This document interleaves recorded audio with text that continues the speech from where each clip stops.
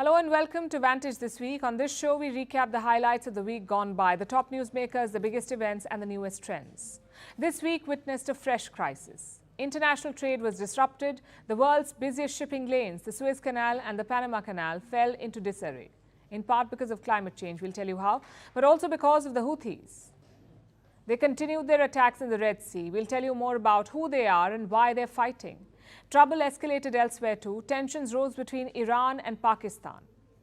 We tell you why the neighbors are striking each other's territory. Meanwhile, China was in the offensive too, but a charm offensive this time in Davos. Their premier tried to woo global businesses. It's not helping though. We'll tell you why.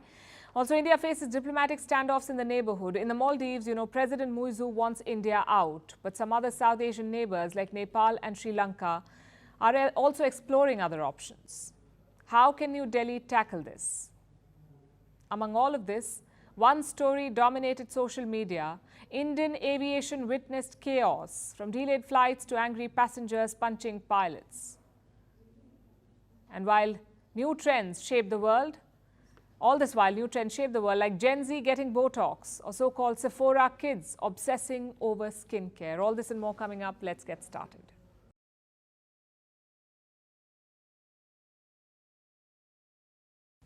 A new crisis is brewing and it impacts you directly.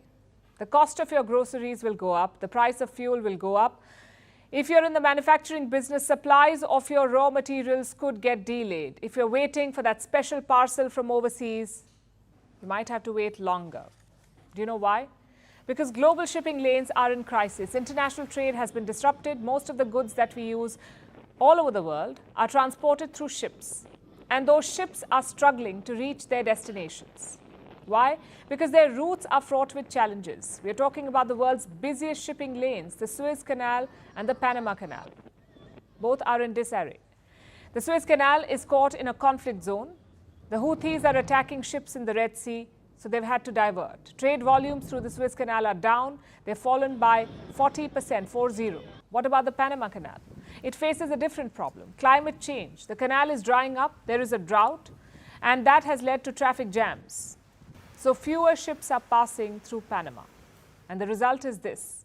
We have two major choke points. The Suez Canal handles 12% of global trade, the Panama Canal another 5%. Now the movement of these goods stands disrupted. And these shipping lanes are the lifeline of global trade. It is thanks to them that supermarket shelves get stocked and parcels reach your home. More than 80% of international trade relies on working sea routes, so a disruption affects everyone, including you and me. Let's look at some goods that are shipped around the world. Electronics are a major export. And who's the biggest maker of electronics in the world? China. It's a major hub. And who are the biggest importers? The United States and Europe.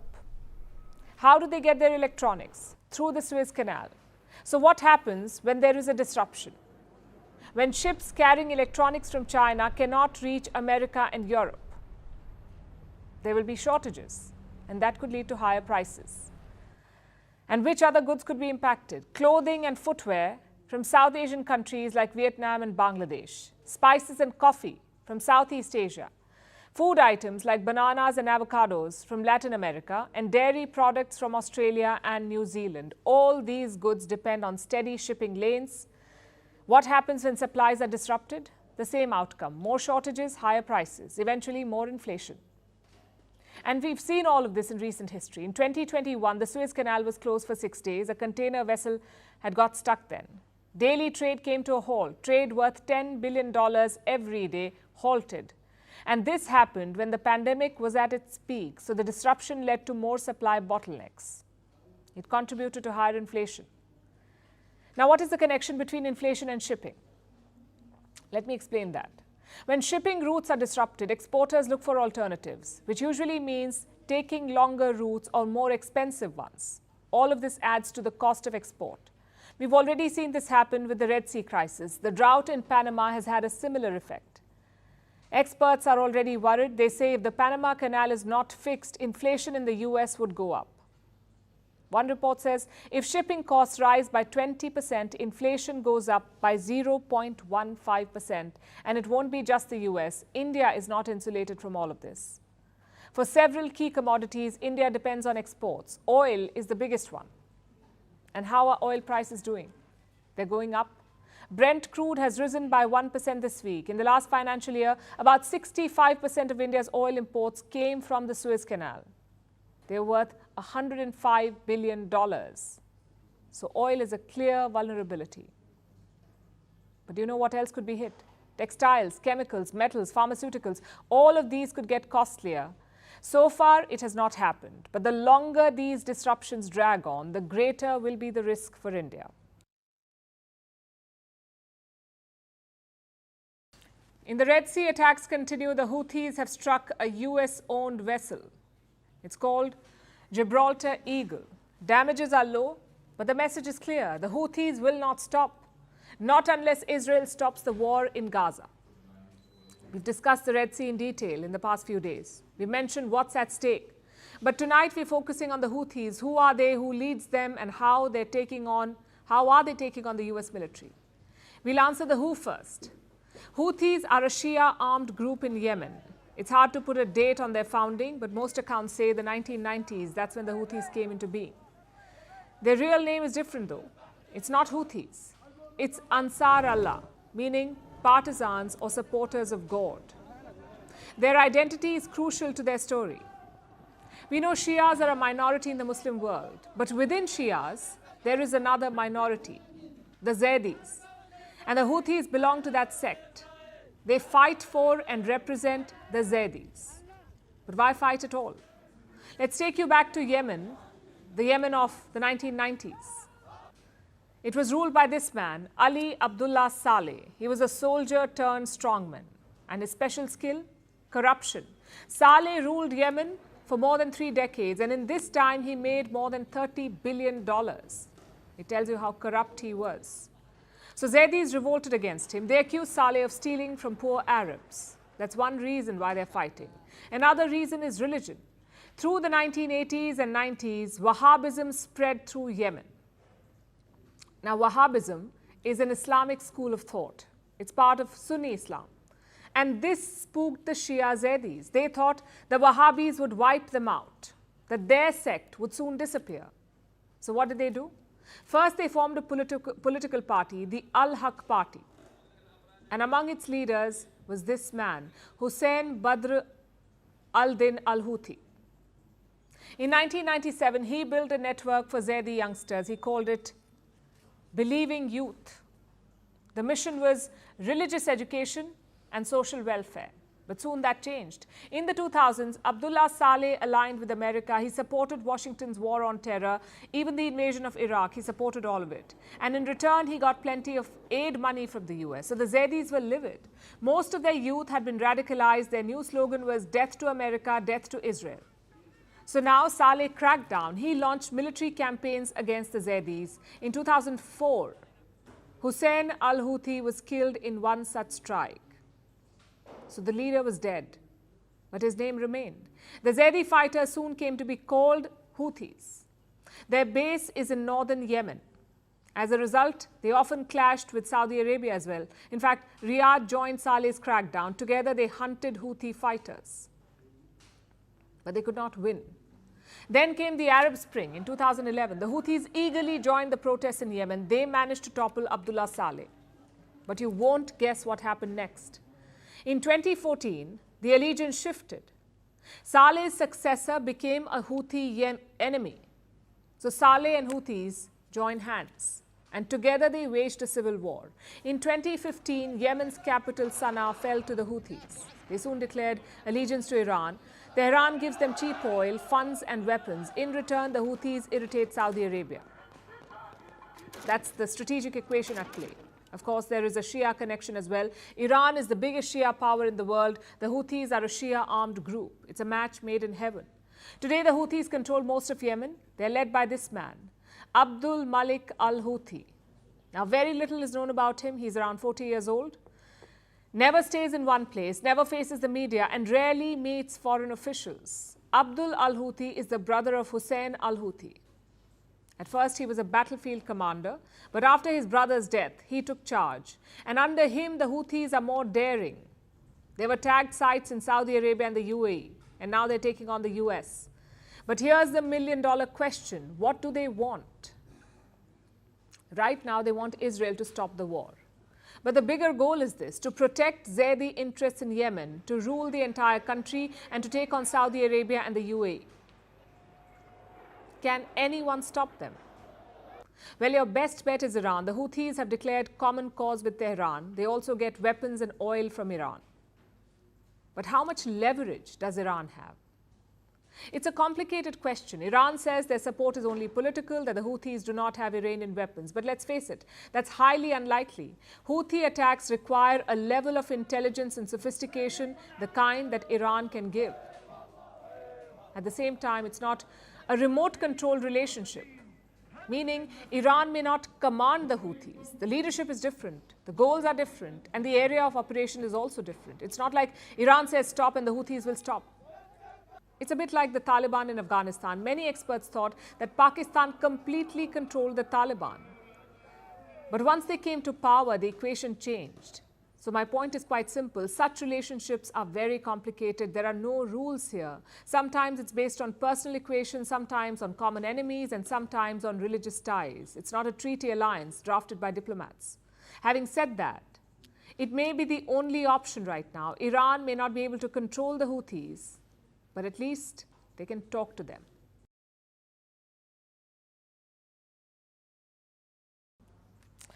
It's not just the Red Sea, though. There is trouble elsewhere, too, at the border between Iran and Pakistan. On Tuesday, Iran fired missiles into Pakistan. 48 hours later, Islamabad hit back. The question is, why now?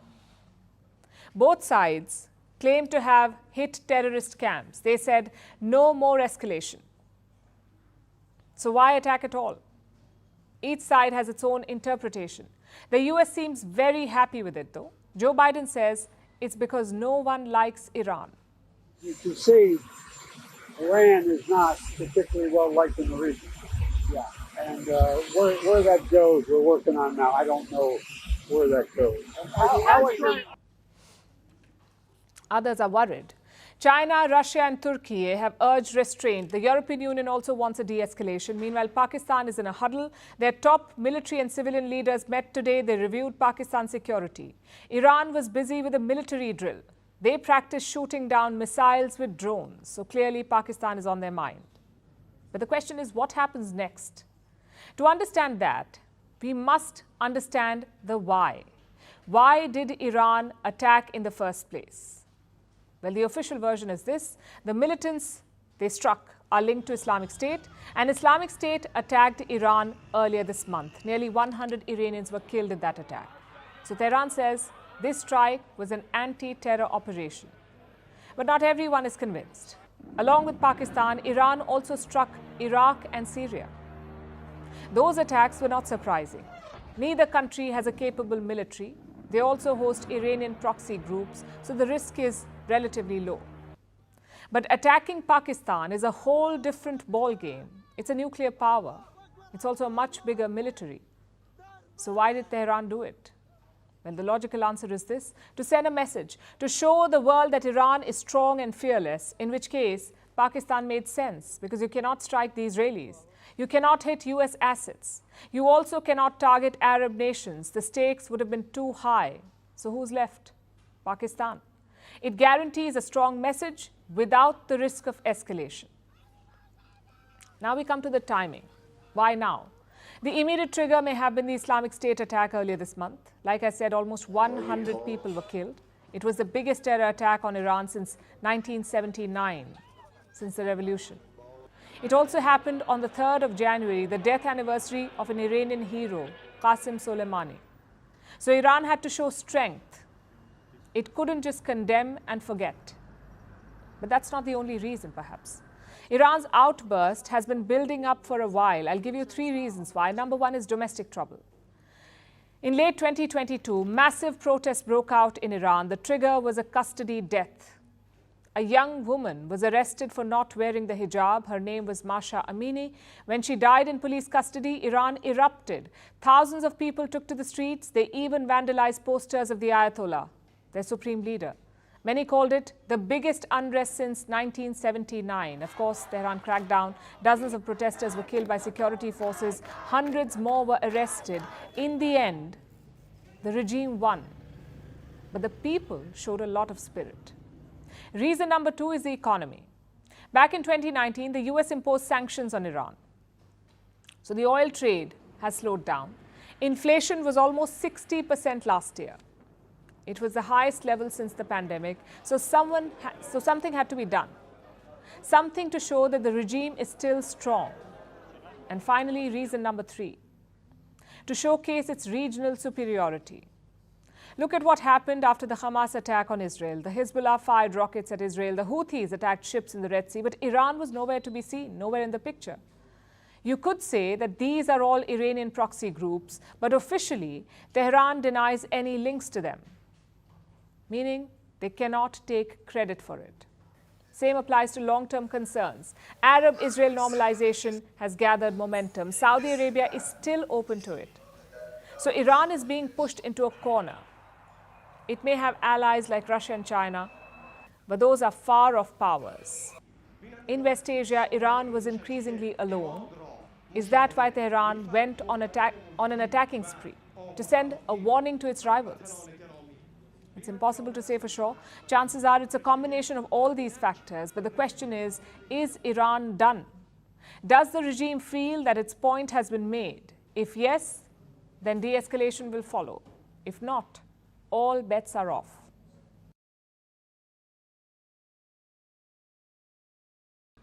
Now let's talk about China. This week, Beijing launched a charm offensive. Their premier was dispatched to Davos with a delegation of 140 people, including 10 state ministers. Their mission? To woo the biggest business groups in the world. Davos is a mountain resort in Switzerland. Every year it hosts the World Economic Forum, where world leaders, top economic minds and policymakers, and the rich and powerful gather. They exchange their thoughts on the world economy and debate some of the biggest challenges facing the world. So this event is like speed dating, but for the global economy. And China wants to court all kinds of suitors. The Chinese premier has been busy. He began his engagement at Davos with a speech. Li Qiang had a simple message to deliver: China is open for business. China will adhere to the fundamental national policy of opening up to the outside world, and the door of opening up will only open wider and wider. Well, after the speech came the handshakes. Li met top business leaders, including the CEOs of top banking institutions, the likes of JP Morgan, Bank of America, Standard Chartered, and Blackstone. The Chinese premier had lunch with them. Same with the politicians. Li's most significant sit-down was with Ursula von der Leyen, the president of the European Commission. The two leaders spoke about trade, among other things. Now, this is quite a shift. Since the pandemic, Chinese leaders have been largely evasive, especially their president, Xi Jinping. He has missed several important events last year, including the G20 summit in India. In fact, he still does not travel very much. But his team is now coming out in full force, and in that sense, Davos signals a shift. China is trying to achieve two objectives here. The first one is related to their economy. They're trying to build a new narrative, one that is less negative and more positive. Because today the Chinese economy is seen as weak, unstable, and in a state of decline. At Davos, Premier Li gave a different message. He claimed that China's economy did better than expectations last year. Our expected GDP growth is around 5.2%, which is higher than the target of around 5% set at the beginning of last year. A growth of 5.2% against a target of 5%. We're hearing this number for the first time. Naturally, it is being received with skepticism. Economists are questioning this data, which hardly comes as a surprise because data is not China's strong suit. But none of this has stopped Beijing from hammering its claims. The Chinese are determined to show that their economy has not stagnated. That's their first objective. The second is about fixing the larger sentiment. Investors do not trust China anymore. Until last year, foreign companies had pulled some $160 billion out of China. At Davos, Premier Li tried to pull some of this money back. We will also listen to the views of foreign businesses regularly. We will actively promote solutions as long as they are reasonable demands. We hear you. That's what Lee tried to tell foreign businesses. And this is a massive PR exercise to fix China's image. But this pitch has few takers. The first reactions to Lee's speech are negative. Experts say his remarks are broad and unspecific. He's making wide-ranging promises, but not sharing any details. Like, how will China address the concerns of investors? What steps will it take? Lee's public statements do not answer these questions, and the US is adding insult to injury with the resounding endorsement of India yesterday. It came from US Secretary of State Antony Blinken. He hailed India's growth story at Davos. We see an extraordinary success story, and we see the remarkable achievements that Prime Minister Modi has, a relationship between our countries that is in a new place, at a new level. Blinken's words reflect the broader sentiment. World leaders believe in India's growth story. China may have more resources and manpower to promote its agenda, but the world can see through its propaganda.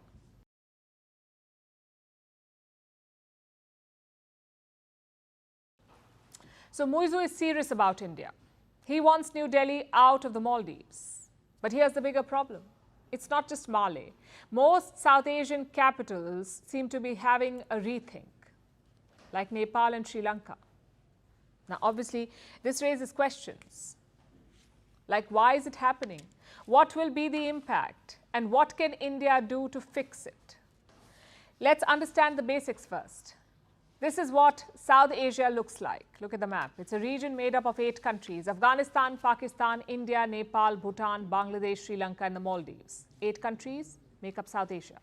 Among them, India is a giant. Our population is 1.4 billion. The rest of South Asia put together is under 500 million. Same with the economy. India's GDP is around $3.3 trillion. The rest of South Asia, around 1 trillion. The point of this comparison is quite simple: to tell you that India looms large over this region, over these countries. Now we come to the geopolitics, and we'll keep Pakistan and Afghanistan out of it for obvious reasons. Also Bangladesh, because Dhaka remains one of India's closest partners in the region. It's a relationship forged in the battlefield, so India-Bangladesh ties are an exception. Let's focus on the rest, because they have all been traditional allies of India, whether it's for trade or investments or disaster relief or tourism and cultural exchange. New Delhi is fiercely protective of this region. It's been like India's strategic backyard. But now it's changing. In 2020, Nepal triggered a spat with India. Their new map showed Indian territories as part of Nepal. In Sri Lanka, China is everywhere. From roads to bridges to ports to airports, Colombo also welcomed Chinese spy vessels in the last few years. These were unprecedented moves. In Bhutan, you had border talks. Their then foreign minister visited China last year. He agreed to settle the Bhutan-China border soon. Just one problem though, India was not in that room. New Delhi has traditionally advised Bhutan on such matters, but this time that did not happen. And finally, you have the Maldives, the extreme end of the trend. We've discussed their plan in detail. It's not just India out, it's also China in. The question is, why is this happening? Well, some people may ask, why not? After all, these are all independent countries. They can choose their own foreign policy. So why should India care? And there is merit in such an argument, because occasionally the big neighbor has become the big brother. Meaning India has pushed too far in some instances. But here's the flip side. New Delhi has plenty of strategic concerns, the biggest being China. Beijing already has a port in Sri Lanka, the Hambantota port. They're developing one in Pakistan, in Gwadar. They're also eyeing one in Bangladesh. Chances are the Maldives will be next. Now, what if Chinese warships are stationed at all these ports? What if Chinese soldiers guard them? It's a serious concern for India. New Delhi could be surrounded by hostile warships. So my point is quite simple. This is not about turning South Asian countries into chess pieces, because that would be unacceptable. This is about securing India's own interests. And to do that, New Delhi needs to be on good terms with these countries. But it's easier said than done, because China has a much bigger checkbook. They will also support any sort of regime, junta, dictator, monarch, it doesn't really matter. China will do business with any of them. India, though, has some principles and some red lines. We've seen that in Afghanistan and Myanmar. So what can New Delhi do given all of this? Well, giving up is not an option. India shares historic ties with all of these countries, so standing by them is important. Like in Sri Lanka in 2022, when crisis struck, India is the one that came to the rescue. Or in Nepal during the earthquake of 2015, or in the Maldives during the water crisis of 2014, India has and should remain the first responder. It builds a lot of goodwill. It also keeps these countries stable. The last thing you want is some social upheaval in the neighborhood, something that China can further capitalize on. Secondly, it's about damage control. India may have a neighborhood first policy, others may not. So New Delhi needs to look at the second best thing. If India isn't first, it shouldn't be last. And to be fair, that's what the government is trying to do. When Mohammad Muizzu won the election, Prime Minister Narendra Modi congratulated him. He also met Muizzu in Dubai. Even after this row, New Delhi has been poised. The government has handled things maturely. It is social media that has made it worse. Maybe it's a good idea to de-link the two, because social media does not represent public policy. If it did, the US would be pro-Palestine and not pro-Israel. So the takeaway is quite simple. Keep emotions out of foreign ties. New Delhi has done that perfectly in Ukraine and Gaza. The key is to also do that in the neighborhood.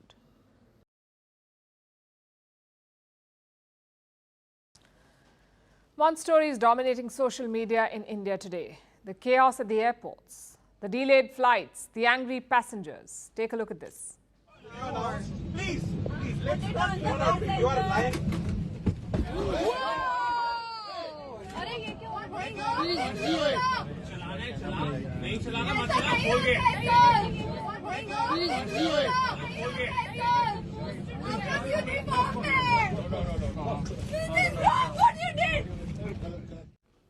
This happened yesterday on a Delhi to Goa flight. The departure was delayed by 13 hours. The passengers were sitting inside the plane. It's not clear for how long, but by most accounts for several hours. And this man making the announcement was the plane's co-captain. He informed the passengers about the delay, and that's when one traveler lost his cool. He attacked the co-captain. Now let me say this, nothing justifies this behavior, this sort of an attack. But the last 48 hours have been ugly for Indian aviation. Hundreds of passengers have been left stranded, leading to overcrowding at many airports. Airport staff have been under immense pressure. They're dealing with many frustrated, upset and angry passengers. The situation is quite bad. Take a look at this now.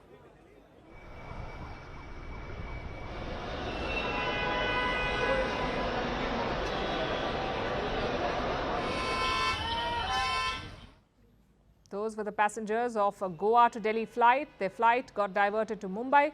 The passengers were having dinner on the tarmac. And what triggered this chaos? Fog. A thick blanket of fog has engulfed North India. It is severely impacting air travel, especially from New Delhi. The pilots cannot see the runway. Visibility has been close to zero, so they cannot fly the planes. The Indira Gandhi International Airport, or IGI, is India's main aviation hub. It's the largest airport in the country. Since yesterday, it has been facing major disruptions. The fog has affected the airport's operations. Now, this had a domino effect. Airports across India felt the impact. Flights were delayed at multiple airports. It was a chain reaction. You see, airlines use the same plane for multiple sectors. It works a bit like your delivery person on Swiggy or Zomato. Sometimes they pick up multiple parcels from the same restaurant, then they make deliveries. That's how the airlines work too. In some cases, a plane and crew cover as many as 3 routes in a day from one place to another and then back. Now, since flights did not take off from Delhi, they disrupted the entire flight schedule for other cities as well. Passengers missed their connecting flights. In some cases, flights had to be cancelled. In fact, I have some numbers for you. Yesterday, nearly 600 flights were delayed, 76 were cancelled. This was at the New Delhi airport alone. 600 delays, 76 cancellations. What about the others? In Chennai, 47 flights were cancelled. In Kolkata, 164 flights saw delays and 29 cancellations. Bengaluru, 58 flights were delayed. What about today? There were fewer disruptions, but even then, more than 100 flights were delayed across India today. So the question naturally becomes, when will this fog lift? Not anytime soon. Indian weather officials are predicting a dense fog tomorrow as well. So if you have a flight to catch, do check for delays with your airline before you leave for the airport.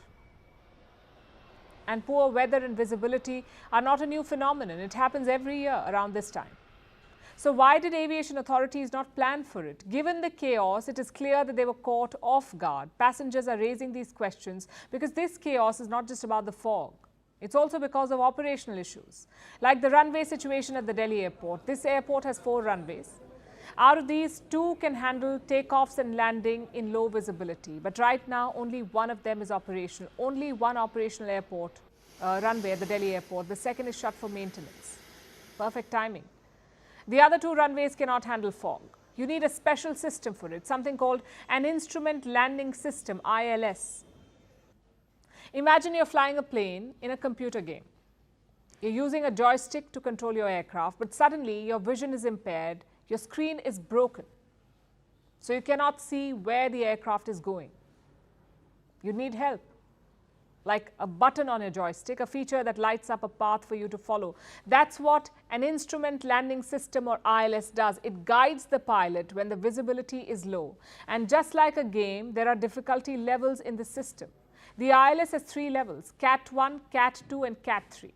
They signify different levels of visibility. In this kind of weather, the kind that we have right now, you need Cat 3B. That's the highest level.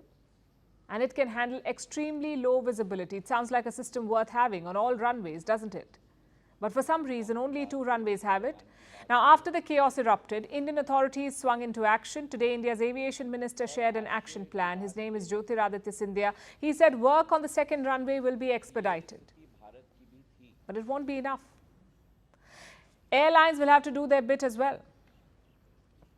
Deploy more planes that can fly in low visibility. Train more pilots who can fly on these runways. You see, pilots too need to undergo special training to fly in such conditions, in such low visibility. Not every pilot can handle this. So you need more experienced pilots on the roster. And this is urgent because we cannot have one of India's best and biggest airports grappling with such issues. The Delhi airport is among the best in the world, and with infrastructure like this, India hopes to become an aviation hub. It needs functioning runways. India also needs airlines that respect their passengers. Today, social media platforms are filled with harrowing tales like this one. A passenger had to endure as many as 6 delays.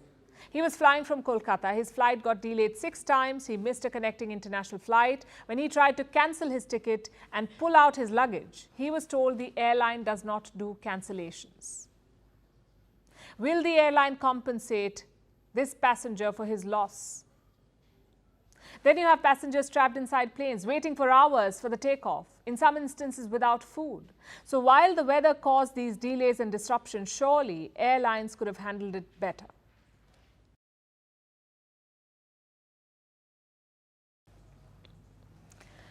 Have you ever looked at an ad of an Indian coaching center? It usually has mugshots of students. Beside their unhappy faces are their ranks, the scores they got in competitive exams. And have you noticed something strange there? Often the first-ranked student is the same in every ad of different institutes claiming credit for the student's score. How is that even possible? Did they attend 3 classes at the same time, or are the ads a lie?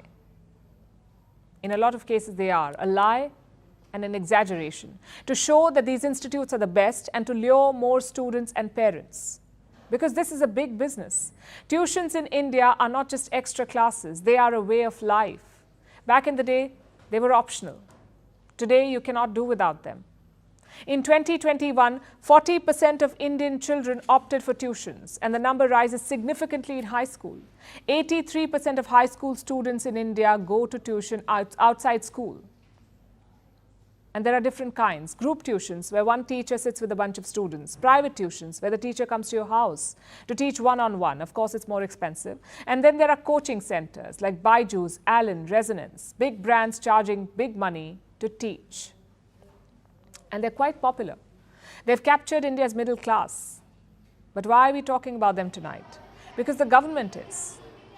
The government has come up with new rules for coaching centres. They cannot enrol students below the age of 16, only high school students now. They cannot put out misleading advertisements, so no promising good marks or assured placements. They cannot hold classes for more than 5 hours a day, so students get some time to relax. And if a student leaves midway, they should be refunded. The full fees won't be lost. All of these sound reasonable, welcome moves. And they bring us to three main questions. One, how big is India's coaching industry? Two, why do Indian children prefer coaching over school? And three, why is the government regulating all of this now? First, let's look at the market size. It's massive and growing. Coaching in India is worth 58,000 crore rupees. By 2028, it will be 1,33,000 crores. The sector grows by almost 15% every year, and much of it is unregulated.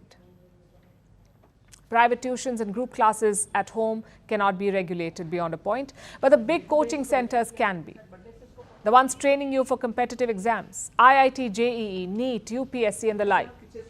They charge an average of 1.5 to 3 lakhs per student per year. The more personalized it gets, the costlier it is.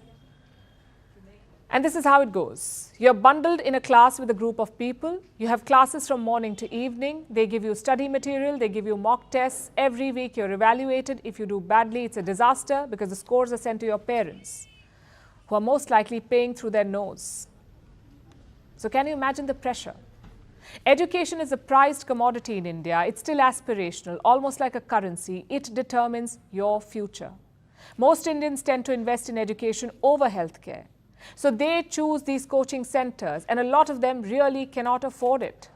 They take loans to pay the fees for coaching, which means the stress on the student only multiplies, and the competition is very, very tough. Most of them don't even make it. You may have heard of Kota, a city in the state of Rajasthan. It's India's coaching capital. Every year, 300,000 students flock to Kota. 3 lakh students, some of them become doctors and engineers. Most of them do not, because millions are competing for a few seats. Take NEET, for example. It's the entrance exam to medical colleges. In 2023, over 2 million students appeared for it, for NEET. 2 million students. Do you know how many seats were there? Only 140,000, which means only 7% made it. The rest will have to try again or give up. In some cases, they end up giving up on life too. Last year, 27 students died by suicide in Kota. They could not take the pressure. So the government is basically trying to regulate this whole business of coaching. It may be a step in the right direction, but it doesn't address the fundamental problem. Why do students need coaching? Why is school education not enough? The answer lies in our population. India has more than 260 million school-going children, but just 1.4 million schools. Clearly, the resources do not match the demand. There aren't enough teachers or classrooms or funds, and there's rampant corruption. All of it leaves us with an education system that is insufficient. For example, 50% of children in class 5 in rural schools cannot read or write in class 5. They cannot read or write. So clearly, the education system is not good enough. And if you want to make something of yourself, you'll have to look for alternatives, in this case, tuitions. So while regulating the coaching industry is fine, the government needs to look at schools. The national education policy was a starter, but more will have to be done. As the need for education increases, infrastructure and facilities have to keep up, because education may be a ticket to a better life, but it cannot come at the cost of financial ruin and lives.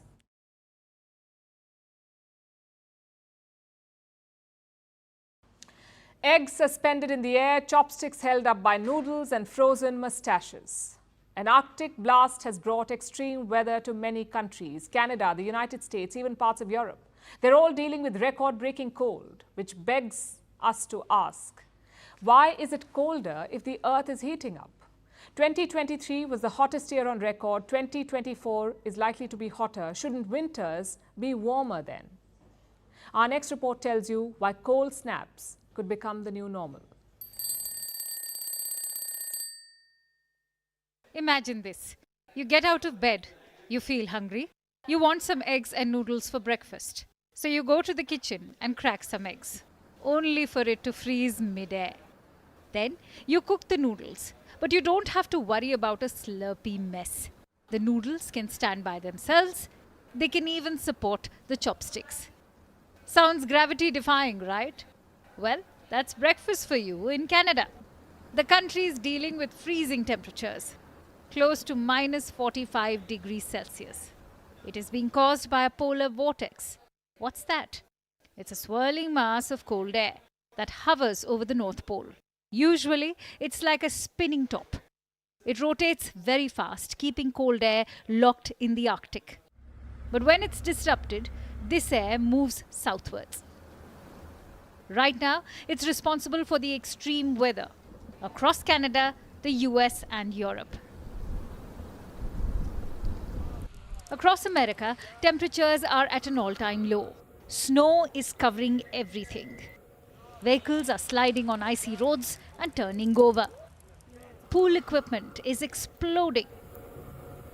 Football fans have to clear snow off their seats. Absolutely.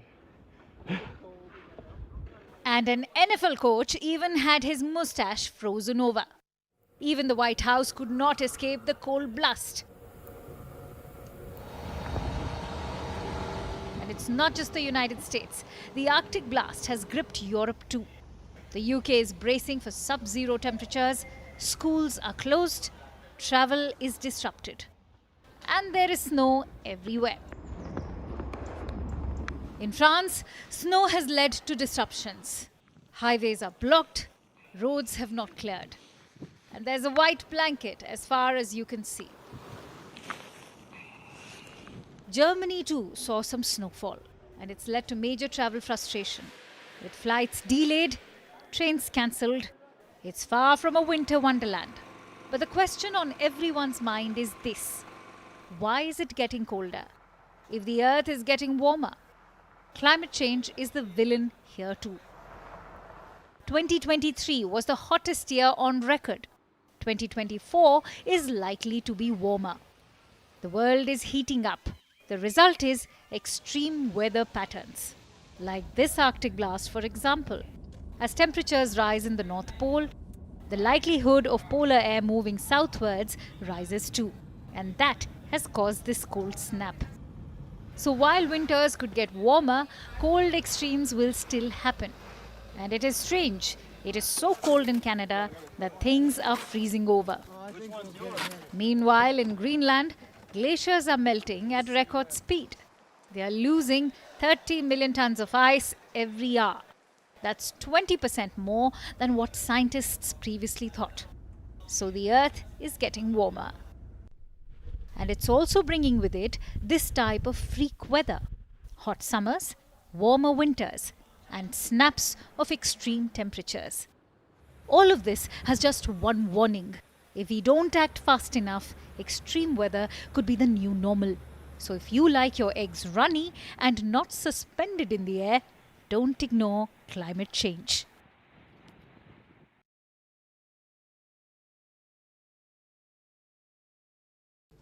Be comfortable in your own skin.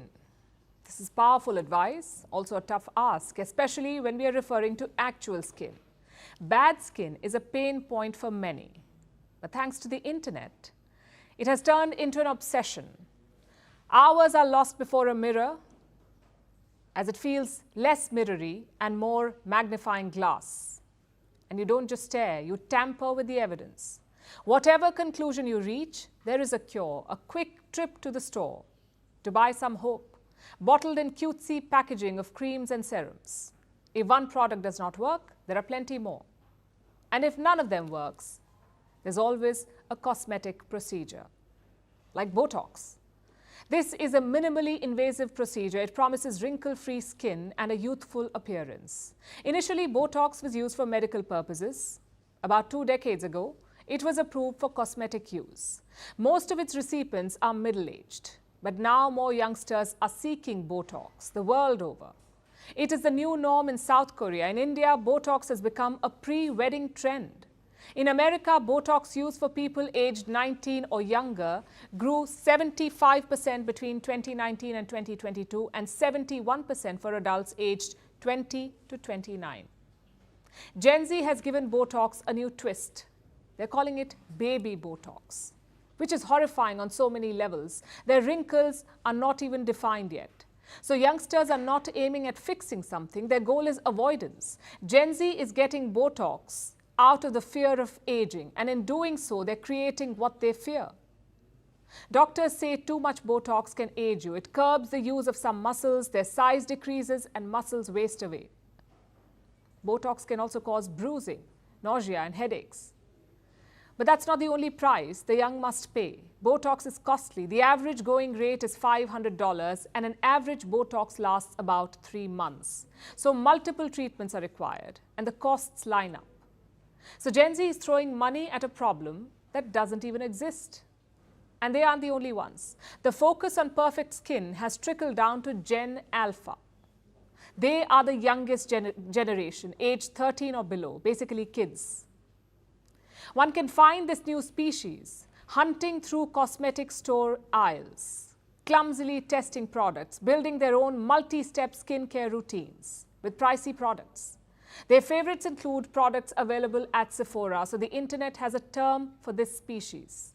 They're called Sephora Kids. Now, school is tough. Imagine a 17-step skincare routine on top of that. But that's not the only reason why this trend is worrisome. Tweens are spending thousands on products. And there's a good chance they won't work because the formulations are developed for older skin. Plus, children do not have a fully formed skin barrier, so these products could do more harm than good.